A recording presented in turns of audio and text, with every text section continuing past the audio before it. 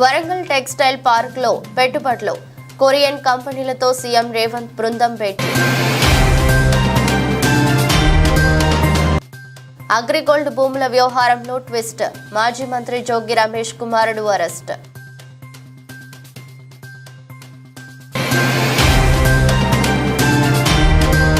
Hyderabad Nandigiri hills park ఘటనపై pre village నోటీసులు ఇస్తున్నామని వెల్లడించిన ఎమ్మెల్యే దానం నాగేందర్. విశాఖ ఎమ్మెల్సీ ఎన్నికల పోటీకి దూరంగా కూటమి, చివరి నిమిషంలో పోటీ నుంచి తప్పుకున్నట్టు స్పష్టం.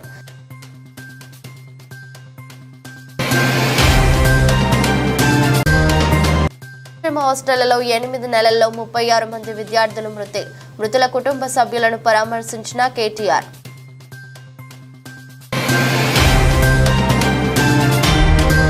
దక్షిణ కొరియాకు చెందిన ఆటోమోటివ్ దిగ్గజం హ్యుందాయ్ మోటార్ కంపెనీ తెలంగాణలో తమ వాహనాల మెగా టెస్ట్ సెంటర్ను స్థాపించేందుకు ఆసక్తి వ్యక్తం చేసింది. పలు కొరియన్ కంపెనీలు వరంగల్లోని కాకతీయ మెగా టెక్స్టైల్ పార్కులో పెట్టుబడులు పెట్టేందుకు ఆసక్తి వ్యక్తం చేశాయి. ముఖ్యమంత్రి రేవంత్ రెడ్డి బృందం తమ అమెరికా పర్యటన ముగించుకొని సోమవారం దక్షిణ కొరియాకు చేరుకుంది. ఈ సందర్భంగా వారు హ్యుందాయ్ మోటార్ కంపెనీ ప్రతినిధులతో చర్చించారు. తెలంగాణలో కారు మెగా టెస్ట్ సెంటర్ను స్థాపించాలని కంపెనీ యోచిస్తున్నట్టు సీఎంఓ కార్యాలయం ఒక ప్రకటనలో తెలిపింది. దీనిపై కంపెనీ ప్రతినిధులకు సీఎం రేవంత్ రెడ్డి, మంత్రి శ్రీధర్ బాబు ధన్యవాదాలు తెలిపారు.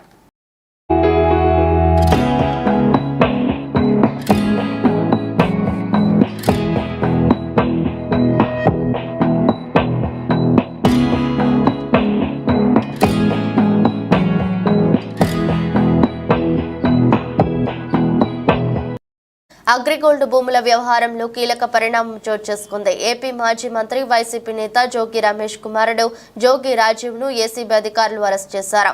అంబాపురం అగ్రిగోల్డ్ భూముల వ్యవహారంలో కీలక నిందితుడిగా గుర్తించిన ఏసీబీ అధికారులు రాజీవ్ ను అదుపులోకి తీసుకున్నారు. అగ్రిగోల్డ్ భూముల క్రయ విక్రయాల్లో ఎలాంటి గోల్మాల్ జరగలేదని, ప్రభుత్వం కక్ష సాధింపు చర్యలకు పాల్పడుతుందని ఆరోపించారు. తన తండ్రిపై కక్షతోనే తనను అరెస్టు చేశారన్నారు. మరోవైపు జోగి రమేష్ ఇంట్లో ఏసీబీ అధికారులు సోదాలు నిర్వహిస్తున్నారు. ఈ వ్యవహారంలో ఫిర్యాదులు రావడంతో విచారణకు ఆదేశించింది ప్రభుత్వం. అటాచ్ చేసిన భూముల విషయంలో అక్రమాలు జరిగినట్టు గుర్తించిన సిఐడి 9 మందిపై ఏసీబీ సెక్షన్ల కింద కేసులు నమోదు చేసింది.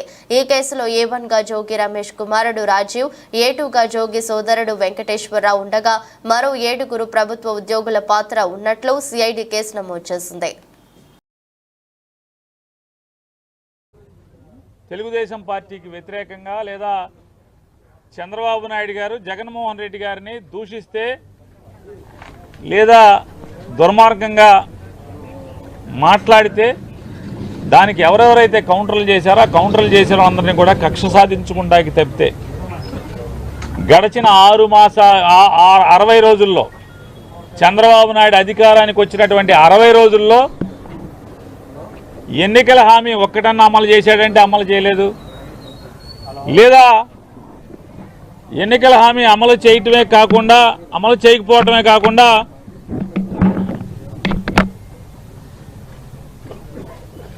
ఓ మంచి కార్యక్రమం ఏమన్నా చేశారా అంటే ఈ రాష్ట్రాన్ని ఉద్ధరించేదానికి ఒక్కటి చేయకపోగా అన్నీ ఎఫ్ఐఆర్లు కడతాం, తప్పుడు కేసులు కడతాం, దొంగ కేసులు కడతాం.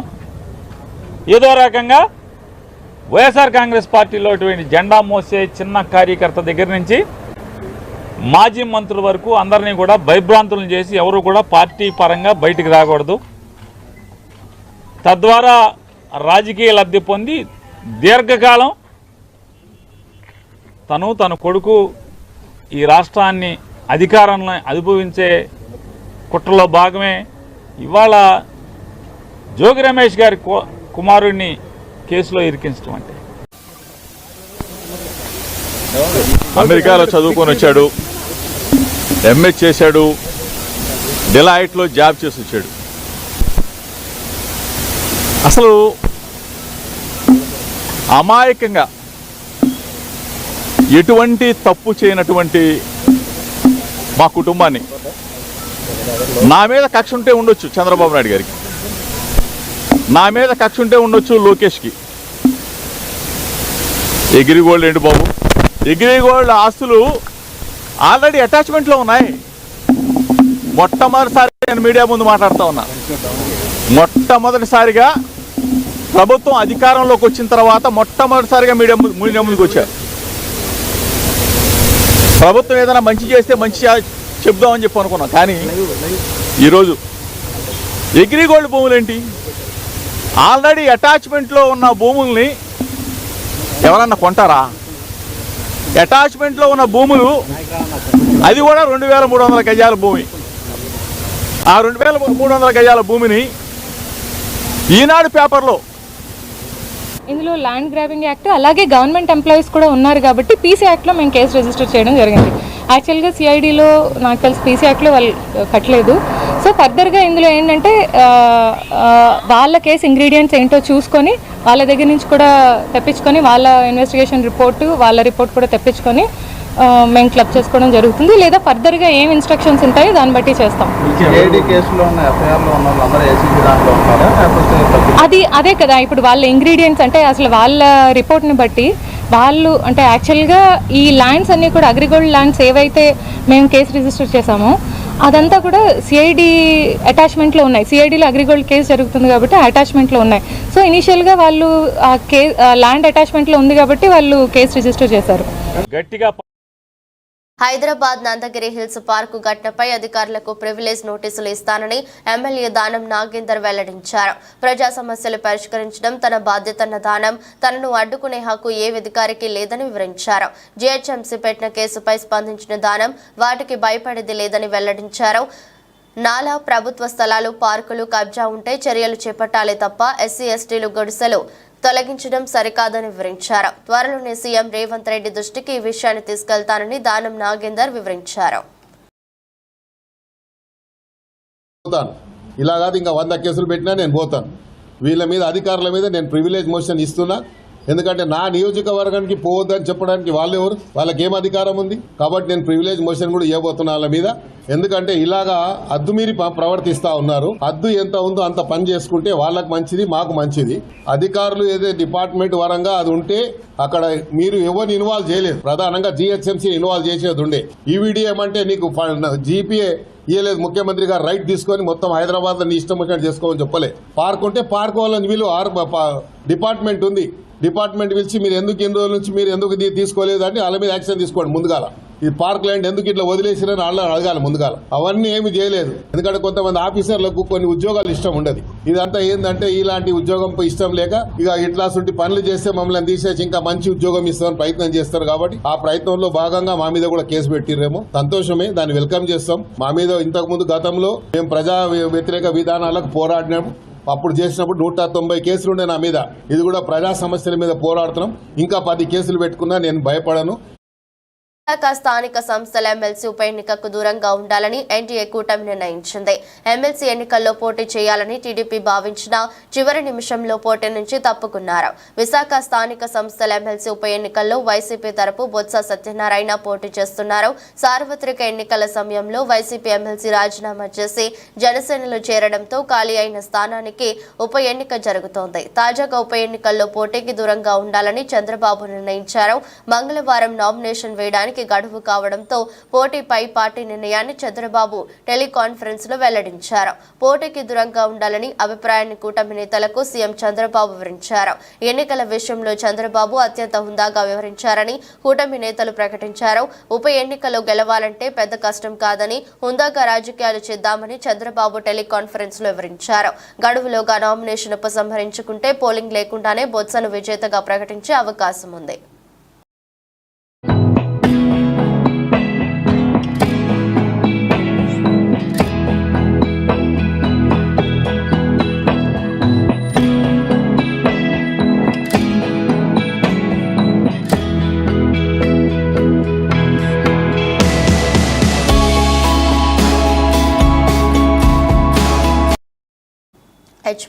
తెలంగాణలో గురుకుల పాఠశాలలు సంక్షేమ హాస్టళ్ల ఆలన పాలన కరువయ్యిందన్నారు బీఆర్ఎస్ వర్కింగ్ ప్రెసిడెంట్ మాజీ మంత్రి కేటీఆర్. 8 మాసాల్లో 36 మంది విద్యార్థులు మృత్యువాత పడ్డారని, మరో 500 మంది విద్యార్థులు ఆసుపత్రి పాలయ్యారని ఆందోళన వ్యక్తం చేశారు. గురుకులం సంక్షేమ హాస్టళ్ల పరిస్థితులు మెరుగుపరిచేందుకు ప్రభుత్వం వెంటనే చర్యలు చేపట్టాలని డిమాండ్ చేశారు. అధికారులు హాస్టళ్లను దత్తత తీసుకోవాలని కోరారు. జగిత్యాల జిల్లా పెద్దాపూర్ గురుకుల పాఠశాలలో పాము కాటుతో మృతి చెందిన రాజన్న సిరిసిల్ల జిల్లా ఎల్లారెడ్డిపేట మండలం రాచర్ల బొప్పాపూర్ గ్రామానికి చెందిన అనిరుద్ కుటుంబాన్ని కేటీఆర్ పరామర్శించారు. పార్టీ పరంగా 50,000 రూపాయల ఆర్థిక సాయం అందజేశారు. నిజంగా కూడా అత్యంత బాధాకరమైన పరిస్థితుల్లో అక్కడ ఉండే అపరిశుభ్ర వాతావరణంలో చివరికి స్కూల్ ఆవరణలోకి పాములు రావడం వల్ల ఇవాళ ఒకరు కాదు 2 విద్యార్థులు మరణించి మరొక విద్యార్థి విషమ పరిస్థితిలో ఉన్న ఒక బాధాకరమైన దురదృష్టకరమైన పరిస్థితి ఈరోజు రాష్ట్రంలో ఎంతోమంది తల్లిదండ్రుల కడుపు కోత కారణమవుతా ఉంది. ఇక్కడ అనిరుద్ధు వారి తల్లిదండ్రులు వాళ్ళ గుండె లవిసిలాగా ఏడుస్తూ ఉన్నారు. వాళ్ళ తాత, వాళ్ళ అమ్మమ్మ అందరూ కూడా బాధపడతా ఉన్నారు. నేను ఈ సంఘటనలో మేము రాజకీయ పార్టీలుగా సాధారణంగా రాజకీయంగా అప్పుడప్పుడు మాట్లాడుతుంటాం, కానీ ఇప్పుడు ఏ రాజకీయం కూడా అవసరం లేదు. నేను గౌరవ పెద్దలు రాష్ట్ర ముఖ్యమంత్రి గారికి, రాష్ట్రంలో ఉండే మంత్రివర్గానికి నేను చేసే విజ్ఞప్తి, మనందరికీ పిల్లలు ఉన్నారు, మనందరికీ కూడా కుటుంబ సభ్యులు ఉన్నారు. ఒక కుటుంబ సభ్యుని కోల్పోతే ఎంత శోకం ఉంటుందో మనందరికీ కూడా తెలుసు. నేను మనస్ఫూర్తిగా ప్రార్థించేది, గత కొద్ది కాలంగా సంక్షేమ హాస్టళ్లు, గత కొద్ది కాలంగా సంక్షేమ వసతి గృహాలు ఏవైతున్నాయో వాటి ఆలన పాలన చూసుకుంటూ లేకుండా పోయినాడు. ఇప్పటికీ 36 మంది పిల్లలు గత 8 నెలల్లో మృత్యువాత పడ్డారు. కొంతమంది ఆత్మహత్య చేసుకున్నారు భువనగిరి హాస్టల్లో, 2 అమ్మాయిలు. అదేవిధంగా సూర్యాపేటలో కూడా ఆత్మహత్యలు జరిగినాయి.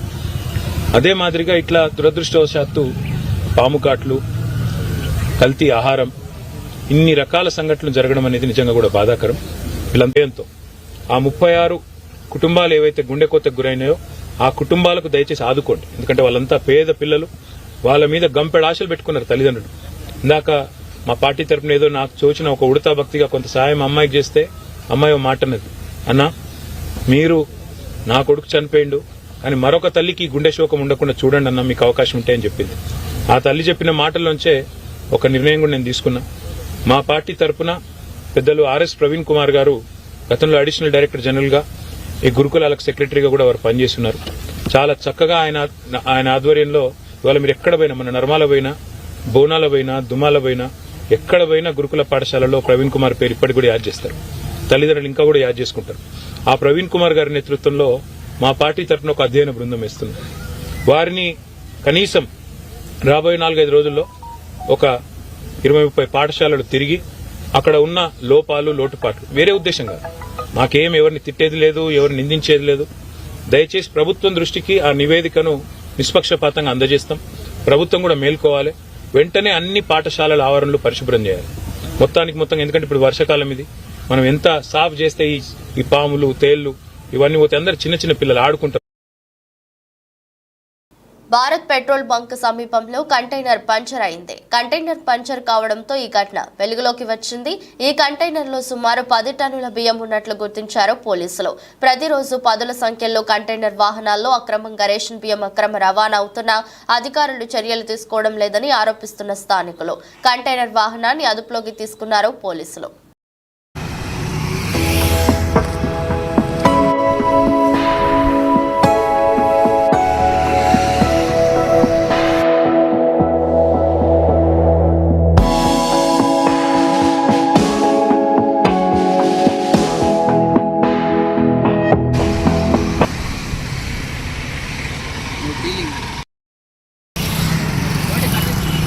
బస్సు ప్రయాణం సౌకర్యాలపై పునరాలోచించాలని, ఆదాయం కోల్పోయిన ఆటో డ్రైవర్లకు ప్రత్యామ్నాయమని చూపించాలని ఏఐటీయూసీ రాష్ట్ర ప్రధాన కార్యదర్శి జి వామనమూర్తి డిమాండ్ వ్యక్తం చేశారు. రాష్ట్ర ప్రభుత్వం ఆగస్టు 15 నుండి మహిళలకు ఉచిత బస్సు ప్రయాణంతో రాష్ట్ర వ్యాప్తంగా నష్టపోయిన ఆటో డ్రైవర్లకు ప్రత్యామ్నాయ ఆదాయం చూపించాలని ప్రభుత్వాన్ని డిమాండ్ చేస్తూ AP auto drivers and workers federation ఆధ్వర్యంలో ఈరోజు జీవీఎంసీ గాంధీ బొమ్మ దగ్గర నిరసన తెలియజేశారు. ఈ సందర్భంగా ఏఐటీయూసీ రాష్ట్ర ప్రధాన కార్యదర్శి జి వామనమూర్తి మాట్లాడుతూ రాష్ట్ర ప్రభుత్వం మహిళలకు ఉచిత బస్సు ప్రయాణం సౌకర్యంపై పునరాలోచించాలని, మహిళలకు ఉచిత బస్సు ప్రయాణం సౌకర్యం వల్ల నష్టపోయిన ఆటో డ్రైవర్లకు ప్రత్యామ్నాయ ఆర్థిక ఆదాయం చూపించాలని కోరారు. రాష్ట్ర వ్యాప్తంగా రోడ్డు అభివృద్ధి పేరుతో రాష్ట్ర ప్రభుత్వం గ్రామీణ పట్టణ ప్రాంతాల్లో రాష్ట్ర ప్రభుత్వం టోల్ గేట్లు పెట్టాలన్న ప్రతిపాదనను వెంటనే విరమించాలని, నిబంధనలకు విరుద్ధంగా ఉన్న విజయనగరం జిల్లా జొన్నాడ టోల్ గేట్, విశాఖ జిల్లా అంగనంపూడి టోల్ గేట్లను వెంటనే ఎత్తివేయాలని డిమాండ్ చేశారు. లేని పక్షంలో దశల వారు ఆందోళన చేపడతామని హెచ్చరించారు.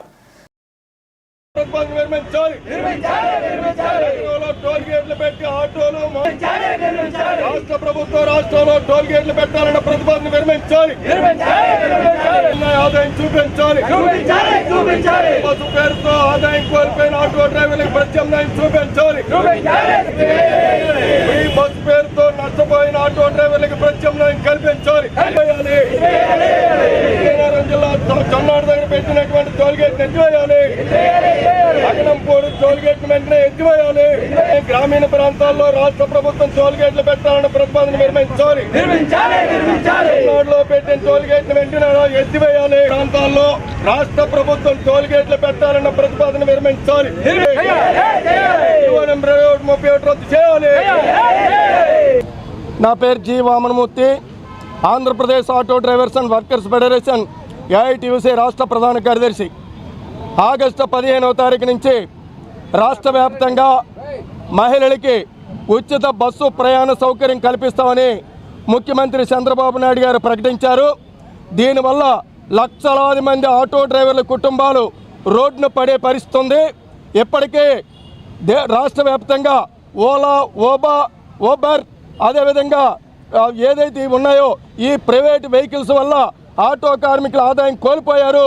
ఇలాంటి పరిస్థితుల్లో రాష్ట్ర ప్రభుత్వం మహిళలకి ఉచిత బస్సు ప్రయాణ సౌకర్యం కల్పించడం వల్ల నష్టపోయిన ఆటో డ్రైవర్లకి ప్రత్యామ్నాయం ఆదాయం చూపించడంలో భాగంగా ఏదైతే ఇన్సూరెన్స్ 2,000 రూపాయలకి తగ్గించాలని, డీజిల్ ఆయిల్ ధర 40 రూపాయలకి తగ్గించాలని చెప్పి ఆటో డ్రైవర్ల కుటుంబాలకి ప్రభుత్వం ఫోటో గుర్తింపు కార్డు ఇచ్చి పిల్లల స్కూల్ ఫీజుల్లోని, వైద్యంలోని రాయితీలు కల్పించాలని Andhra Pradesh auto drivers and workers federation AITUC ప్రభుత్వాన్ని డిమాండ్ చేస్తూ ఉంది. హర్ ఘర్ తిరంగా ర్యాలీ ఘనంగా జరిగింది. ఆర్కే బీచ్ వేదికగా జరిగిన ఈ కార్యక్రమానికి జిల్లా కలెక్టర్ హరీంద్ర ప్రసాద్ ముఖ్య అతిథిగా పాల్గొని జెండా ఊపి ర్యాలీ ప్రారంభించారు. ప్రతి భారతీయుడు జాతీయ పతాకాన్ని ఎగురవేయడానికి ప్రోత్సహించడం ద్వారా వారిలో దేశభక్తి, జాతీయత భావాన్ని, స్ఫూర్తిని పెంపొందించడం కోసం ఉద్దేశించింది హర్ ఘర్ తిరంగా కార్యక్రమం అన్నారు. త్యాగమూర్తుల పుణ్యఫలం మన దేశ స్వాతంత్ర్యమని, దేశం కోసం ప్రాణాలు వదిలిన అమర వీరులను జాతి స్మరించుకోవాలని అన్నారు. GVMC commissioner Sampath Kumar, joint CP ఫకీరప్పలు విశిష్ట అతిథులుగా ఈ కార్యక్రమంలో పాల్గొన్నారు. జిల్లా అధికారులు, నగర వాసులు, స్వచ్ఛంద సంస్థల ప్రతినిధులు తదితరులు ర్యాలీలో భాగస్వామ్యమయ్యారు. ఆర్కే బీచ్ నుంచి వైఎంసీఏ వరకు ఈ ర్యాలీ సాగింది.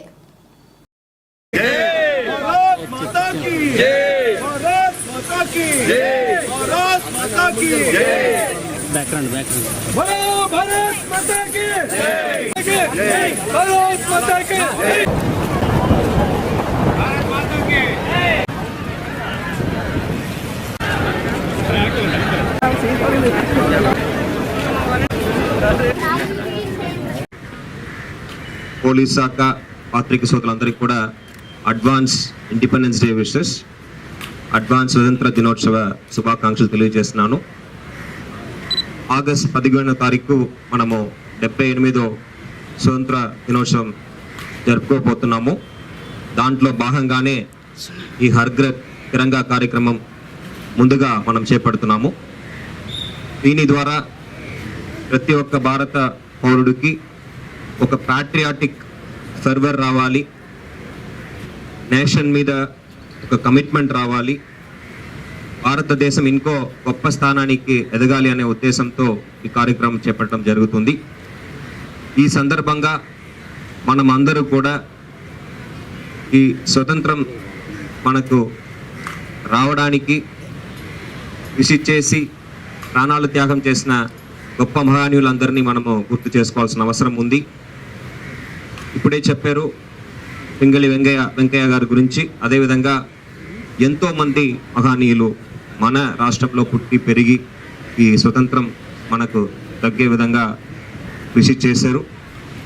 అల్లూరి సీతారామరాజు గారు కావచ్చు,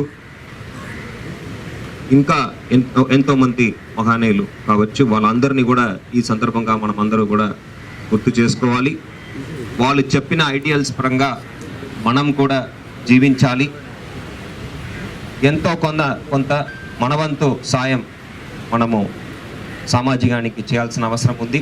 as citizens we are equally responsible to take care of the society and we need to rededicate ourselves, our commitment towards the country, commitments towards the state, commitment towards your family. ఎప్పుడు మనమందరూ కూడా నిజాయితీగా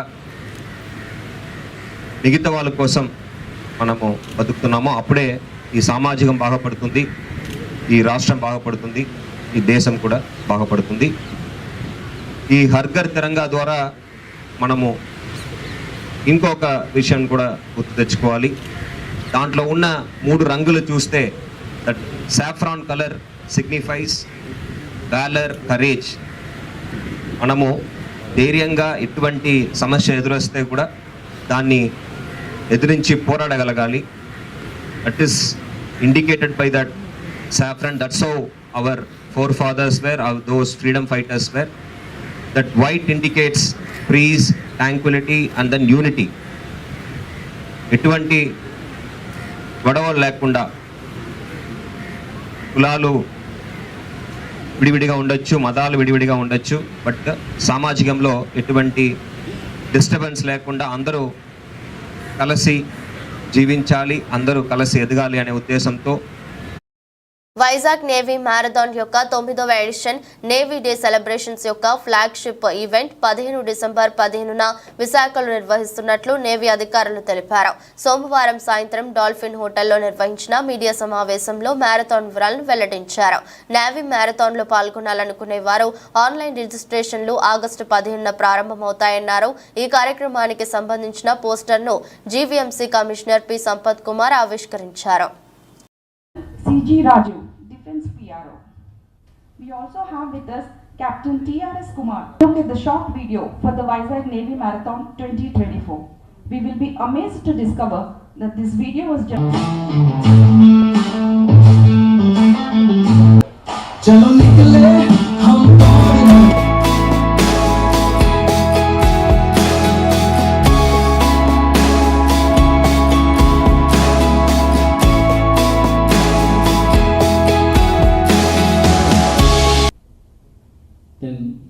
men of Indian Navy, ladies and gentlemen, and press representatives. So it's a pleasure to be here as a part of this program, and Vizag's Pride is అన్ని రకాల ఏర్పాట్లని చేయడం జరుగుతుంది.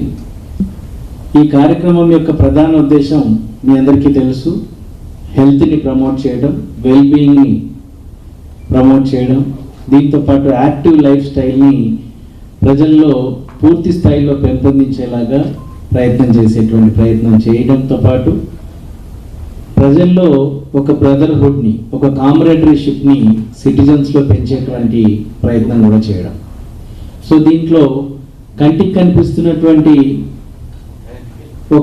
మన ఒక ఆబ్జెక్టివ్ ఏంటి అంటే మన యొక్క హెల్త్ అండ్ వెల్బీయింగ్ అయితే కంటికి కనిపించకుండా, అంటే ఇన్విజిబుల్ ఐటమ్ కింద మనం మన సిటిజన్స్ మధ్య కామ్రేడరీని, బ్రదర్హుడ్ని పెంచేటువంటి ప్రయత్నం చేస్తాం.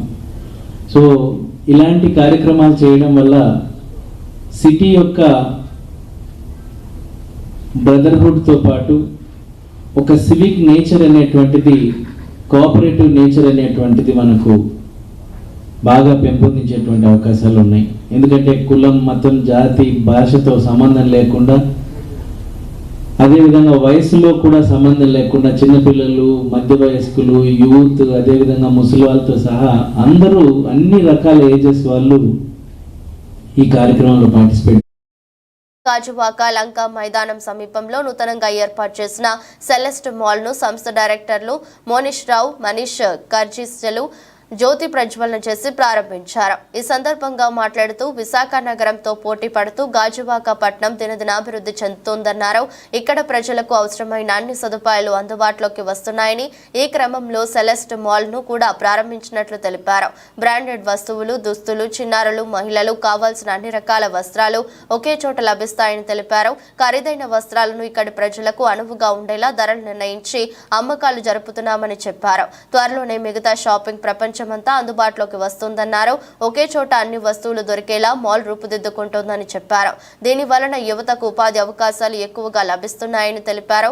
కొనుగోలుదారుల వాహనాలు పార్కింగ్ చేసుకునేందుకు సెల్లార్లో సదుపాయం కల్పించామని అన్నారు. V2 మాల్లో నాణ్యమైన వస్త్రాలు తక్కువ ధరకే లభిస్తున్నాయని, ఈ అవకాశాన్ని గాజువాక ప్రజలు సద్వినియోగం చేసుకోవాలని కోరుతున్నారు.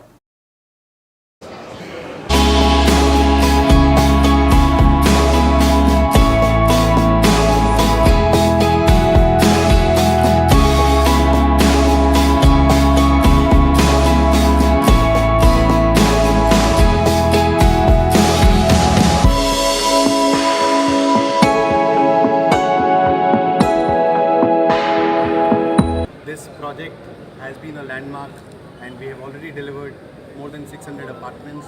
Residents are staying over here very happily. Now we are launching this mall today. This is a one of its kind of a project in Gajuwaka, in Vizag, where under one roof residents and visitors in the mall will get to experience multiple options for apparel, electronics, food, entertainment. As Celeste has always followed the policy, they've tried to bring in the best brands into Vizag. So we have V2 Retail, which has opened the first. Ivala, we are very happy to announce the opening of Celeste Mall. ఇక్కడ మేము 2015-16 start చేసిన ప్రాజెక్ట్లో అప్పుడు మా CM గారు చంద్రబాబు నాయుడు గారు మాకు బాగా ఎంకరేజ్ చేసి ప్రాజెక్ట్ చేయమని చెప్పారు. అప్పుడు మా ఎమ్మెల్యే కూడా పల్లి శ్రీనివాసరావు గారు మేము వరల్డ్ క్లాస్ స్టాండర్డ్స్కి ప్రాజెక్ట్ కట్టాము. ఈ మాల్ ఏమో గాజువాకకి ఒక కొత్త ఎంటర్టైన్మెంట్ జోను, షాపింగ్ అన్నీ ఉంటాయి. We welcome all the visitors as well as all our residents వచ్చేసి మేము ఈ మాల్లో ఎంజాయ్ చేస్తాం. ఈ హోప్ జాబ్స్ కూడా క్రియేట్ అవుతాయి. గాజువాకకి మంచి will be a landmark, and we thank all the government officials, the departments for assisting us in completing this project. Sir, ఎన్ని రకాలు స్టాల్స్ ఎన్ని ఉన్నాయి? 25 షాప్స్ వచ్చే అవకాశం ఒక 25 షాప్స్ ఉంటాయి. 100 మందికి మోర్ దెన్ 100 మందికి ఎంప్లాయ్మెంట్ ఉంటుందండి. దీంట్లో షూస్, ఫుడ్, ఎంటర్టైన్మెంట్, క్లోదింగ్ వెరైటీగా ఉంటాయి, ఫర్నిషింగ్, సో అన్నీ ఉంటాయి. వన్స్ షాప్స్ అన్నీ రెడీ అయిపోతాయి. ఫ్యామిలీస్కి మంచి సెంటర్ ఉంటుంది. మనకి బోల్డ్ పార్కింగ్ కూడా ఉంది కింద బేస్మెంట్లో. పార్కింగ్ కూడా ప్రాబ్లం లేదు. We invite all the visitors, residents to come and enjoy this one. ఎప్పటికీ ఫుల్-ఫ్లెడ్జ్డ్ కార్నర్లో ఫుల్-ఫ్లెడ్జ్డ్గా అవుతుంది.